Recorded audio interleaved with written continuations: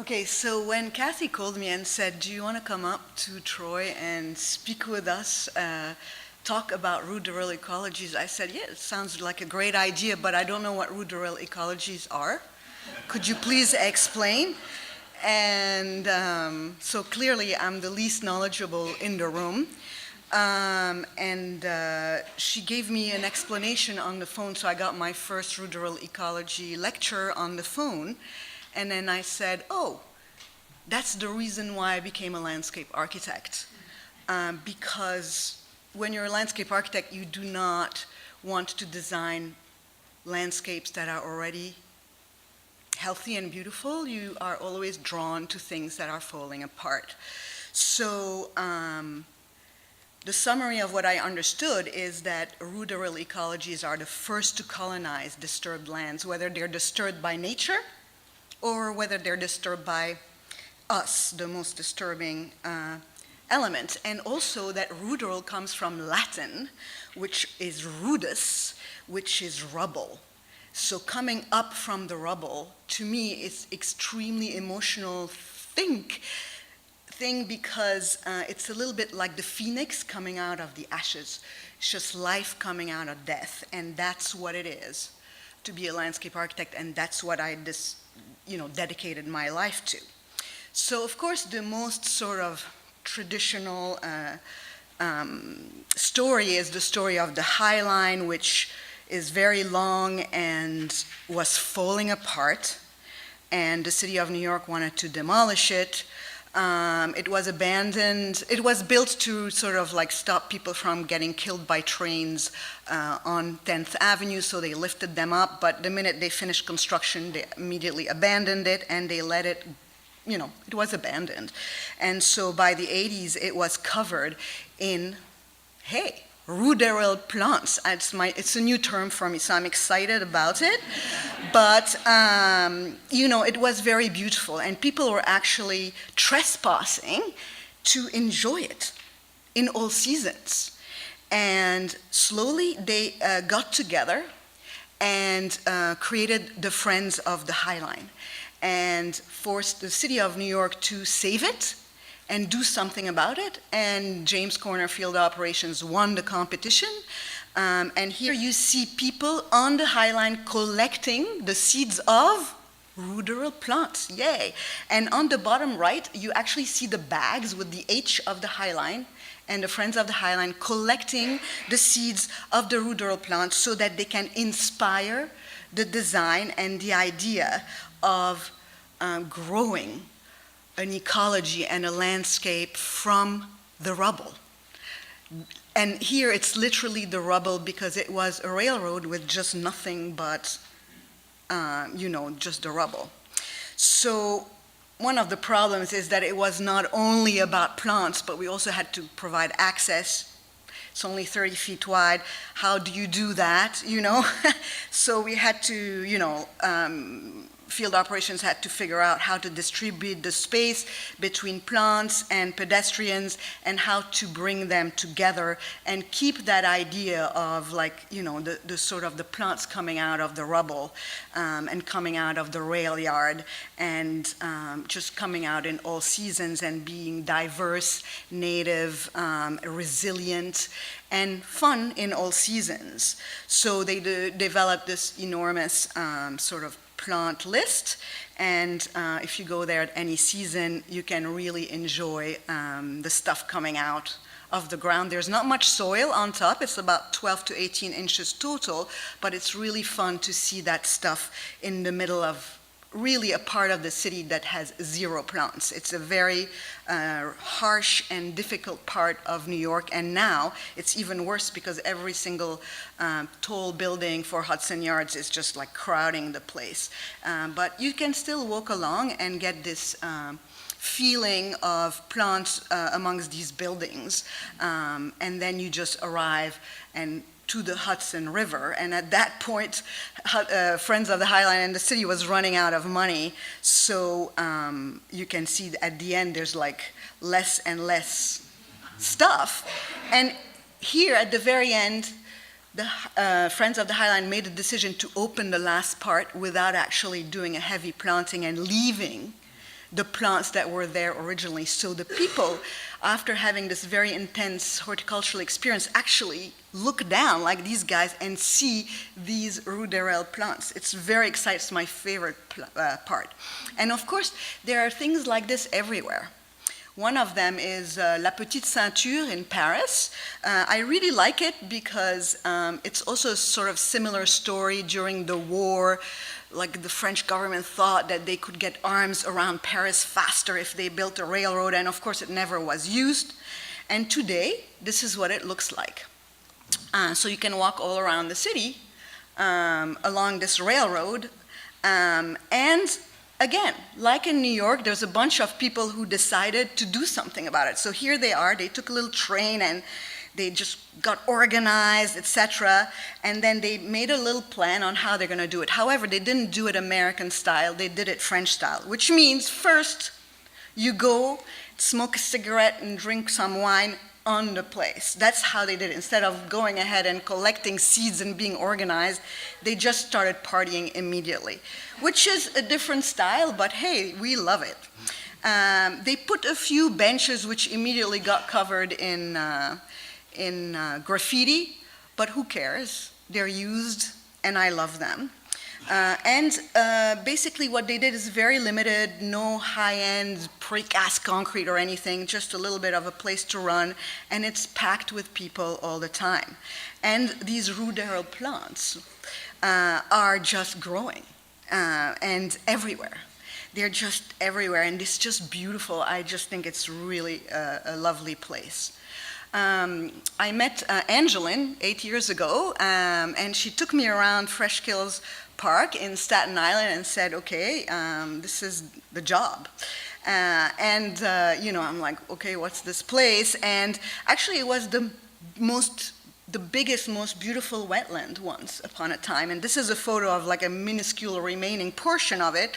But because we are the great consumer society, we managed in 52 years to generate 150 million tons of waste to put on right on this wetland. So that was really very competitive and extremely fabulous kind of achievement of our consumer society, and we created a bunch of mounds, and now the task was to cover these mounds, put some soil on them, and throw some seed, and of course the first thing to grow is Phragmites. Tons of it, it's really fun, and all these Ruderal plants, which I really love, but it's beautiful. It's beautiful because, for many reasons, because it's overlooking some wetlands that remain, did not get filled. It's got some distance from New York City, and everything you see here is like invasives and the no-no plants of landscape architecture, but the beauty is stunning. And what is really cool is that slowly, every time you go, there are more natives filling in the space. And that's really exciting. And it's happening on its own, and there are more birds, more animals, more everything. You just have to go in on the website and you will not believe how nature is colonizing and being smart and being hopeful in a way that we just don't even know how to be. So our approach was keep it big, because it's big. It makes little Manhattan look like a little village. Keep it elemental, because when you're out there, you just feel little, and it feels like from another era. Create healthy ecosystems and extraordinary landscapes, so take a look. I think it's already extraordinary. Make processes visible, and don't laugh, because these goats were brought by Angeline herself to eat ecologically the Phragmites, and they did a great job. And work with operational constraints and routines on site. As Angeline explained, like millions of agencies have a say. Just like try and sit in one of these meetings, it's kind of crazy. But anyway, the whole thing for us was to try and put a colonization, an ecosystem in motion, and they are working, the ecosystem and nature is working much faster than the government. which is the way we want it. So it's just happening on its own. We have developed a sort of a seed list, worked with the local sort of nursery there on Staten Island with the native meadow mix. And the second thing is that the city managed, the Parks Department managed to let people in and take a look. And that was super important. Why? Because everybody has a preconceived idea of what a landfill looks like. Have they ever been there? No. So they asked, like, can you take people for a walk? And there's this little old lady who lived next door, and she says to me, so where's the trash? I'm just like, it's under your feet. And then there are kids flying kites, people on their bicycles, people in canoes going out, kayaks, and just being able to engage the landscape, understand it, is a part of colonization, because we are part of the problem. So we need to get out there and start loving it. So to me, ruderal landscapes, even though I never had heard of the word, are landscapes of beauty and hope. I went to school in Scotland, and when my thesis was on coal mining in Scotland and the slags, and they're hot when you walk on them. They're just desolate landscapes. They look awful. This is an open coal mine in Westfield. There are hundreds of them all up and down every country, including ours and Africa and everywhere. And what's really cool is the landscape architect Charles Jenks, who lives in Scotland, he lives right outside of Edinburgh, creates these landscapes out of these coal mines. And this is Multiverse. It's gorgeous. It's just like this idea of really remembering that a landscape is beautiful. In Germany, this is Duisburg North, the industrial landscape, and Peter Latz, landscape architect, also German, just discovered, revealed, brought to our eyes the beauty of this landscape. Here locally, West Point Foundry, where they made guns for war in Cold Spring, New York, again, Scenic Hudson has done like what is necessary to let people in and explain and start colonizing the landscape, not only plants but us, just helping us love it, love this destruction and help it recover. In Saugerties, New York, there was this quarry that was taken over by Harvey Feit, and for 40 years this sculptor created this landscape. And look at these plants, and it's just incredible. If you haven't been, you have to go. And there are these ruderal plants growing everywhere on the walls of this quarry. So to me, the reason why I love this is because it's a symbol of the resiliency of nature, and that our job is to help it, even though we are super mega destructive species. When I was in Scotland, I suddenly realized that the beautiful moors that you go and hunt on in Scotland and Britain and everywhere, they're actually deserts that are the results of the British Navy clear-cutting the forest that covered the British Isles from coast to coast for their ships, for their navy. And my school at the University of Edinburgh took us to see people planting trees in what they think is a desert. And I've left school several years ago, and these forests that I've seen planted like this tall are now growing and just becoming forests again in a place where the moor was the desert.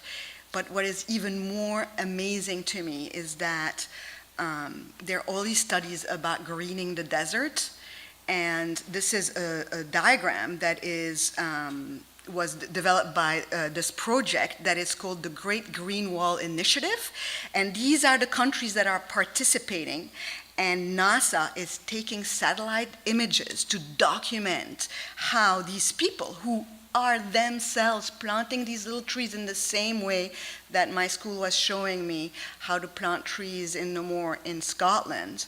And they're just building this green wall. And to me, that is hope. That's what we need to support, and that's what I dedicated my life to do, and thank you.